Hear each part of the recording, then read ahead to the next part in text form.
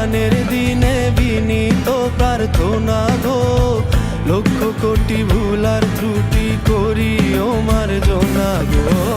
শোনাইব তোমারে আজ করেছি বাসনা গো, ঐরাবতের হৃদয় হতে ক্ষুদ্র এ রচনা। আমি কি করিব, কোথায় যাব, কোন সাধনে পাবো গো, আরেকটি বার তোমারই দর্শন, আরেকটি বার তোমারই দর্শন। কোন বাঁধনে বাঁধি আমি, কেমনে তোমায় রাখি গো, তুমি ছাড়া হৃদয় আছে